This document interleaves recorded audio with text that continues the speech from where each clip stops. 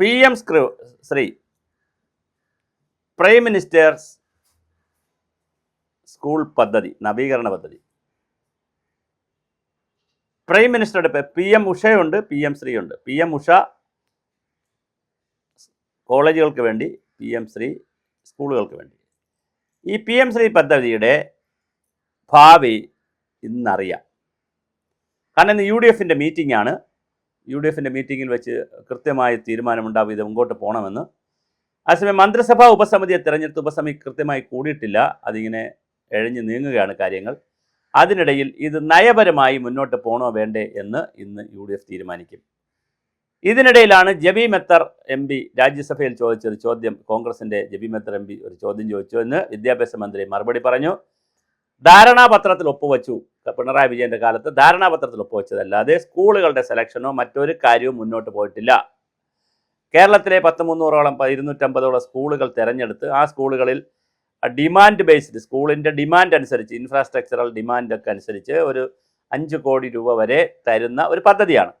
ആ പദ്ധതിയിൽ ഇൻഫ്രാസ്ട്രക്ചറിന് പൈസ തരുന്നതിൽ കേരളത്തിന് തർക്കമില്ല.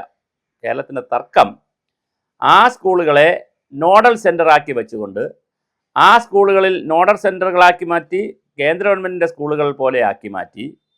അതിനും തർക്കമില്ല കേരളത്തിന്. പിന്നെ തർക്കമുള്ള എവിടെയാണ്? കേന്ദ്ര ഗവൺമെൻറ്റിൻ്റെ സിലബസും കരിക്കുലവും അവിടെ അടിച്ചേൽപ്പിക്കും.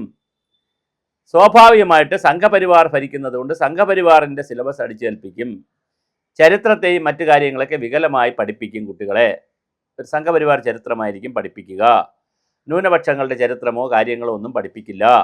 അങ്ങനെ സംഘപരിവാറിൻ്റെ അജണ്ടകളുടെ ഒരു സിലബസും കരിക്കുലവുമുള്ള 250 സ്കൂൾ ആദ്യം തുടങ്ങുകയും പിന്നെ അതിനെ തുടർന്ന് ഇത് കേരളം മുഴുക്ക വ്യാപിപ്പിക്കുകയും ചെയ്യുന്നത് വലിയ പ്രതിസന്ധി വരും എന്നതാണ് കേരളത്തിൻ്റെ കാൽക്കുലേഷൻ. പക്ഷേ ഇന്ത്യയിലെ എല്ലാ സംസ്ഥാനങ്ങളും നടപ്പിലാക്കുന്നു. അവിടെയൊന്നും ഈ പറഞ്ഞ സംഘപരിവാറും ബഹളമൊന്നുമില്ല. അവിടെ അവരുടെ സിലബസാണ് അവർ ഉപയോഗിക്കുന്നത്. ഒരു സ്റ്റേറ്റിലും കേന്ദ്ര ഗവൺമെൻറ് പറയുന്ന ഈ കരിക്കുലർ സിലബസ് എന്ന് മാത്രമല്ല, CBSE സ്റ്റേറ്റ് സിലബസിലാണ്. NCERT സിലബസിൻ്റെ കുറേ സിലബസ് ഇപ്പം SCERT എടുത്തിട്ടുണ്ട്. കാരണം ഈ നാഷണൽ ലെവലിൽ നീറ്റ് പോലുള്ള എക്സാം, പിന്നെ AICT നീറ്റൊക്കെ നാഷണൽ ലെവലിൽ നടക്കുന്ന ടെസ്റ്റുകളായതുകൊണ്ട് പിന്നെ NCERT കുറേ ടെസ്റ്റുകളും NCERT കുറേ ടോപ്പിക്കുകളും ആൾറെഡി ഉണ്ട്. ഇപ്പോൾ 40-40% NCERT കാര്യങ്ങൾ തന്നെയാണ് പഠിക്കുന്നത്.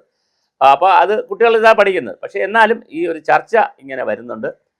വലിയ ആശങ്കയിലാണ് പോയത്, ഒരു പൊളിറ്റിക്കൽ ആശങ്കയിലാണ് പോയത്. ഇന്ത്യയിൽ കേരളത്തിൽ മാത്രമേ ഈ ആശങ്കയുള്ളൂ. എല്ലാ സംസ്ഥാനത്തും വളരെ കൃത്യമായി നടപ്പിലാക്കുന്നു. ഇവിടെ പട്ടം കേന്ദ്രീയ വിദ്യാലയം ഉൾപ്പെടെയുള്ള കേരളത്തിലെ കേന്ദ്രീയ വിദ്യാലയങ്ങളിൽ നടപ്പിലാക്കുന്നു. സൈനിക സ്കൂളുകളിൽ നടപ്പിലാക്കുന്നു. ISROയുടെ സ്കൂളുകളിൽ നടപ്പിലാക്കുന്നു. കേന്ദ്ര ഗവൺമെൻറ് മിലിറ്ററി സ്കൂളുകളിൽ നടപ്പിലാക്കുന്നു. കേന്ദ്ര ഗവൺമെൻറ്റിൻ്റെ എല്ലാ സ്കൂളിലും PM ശ്രീ പദ്ധതിയുണ്ട്. അവർ കോടികൾ വാങ്ങുന്നു, കെട്ടുന്നു, കെട്ടിടം വയ്ക്കുന്നു, എല്ലാം പോകുന്നു. അവിടുത്തെ സിലബസിലൊന്നും കേന്ദ്ര ഗവൺമെൻറ് ഇടപെടുന്നില്ല. പക്ഷേ അപ്പോൾ ഇത് കേരളത്തിലെ മൊത്ത പൊതുവിദ്യാഭ്യാസ തകർത്തുകളെയും നാഷണൽ എഡ്യൂക്കേഷൻ പോളിസി എന്നൊക്കെ പറഞ്ഞ് വേണ്ട ബഹളം ജഗപൊക ഉണ്ടാക്കിയാണ് ഇത് കൺഫ്യൂഷൻ. ആടെ പട്ടിയെ പൂച്ചയാക്കി ആകെ കൺഫ്യൂഷനാക്കി അവസാനം ഇപ്പോൾ പണമില്ല. എന്നാൽ കേന്ദ്ര ഗവൺമെൻറ് ഒരു തരികിടയും കൂടെ അതിനകത്ത് കാണിച്ചു. അതൊരു തരികിടയാണ്.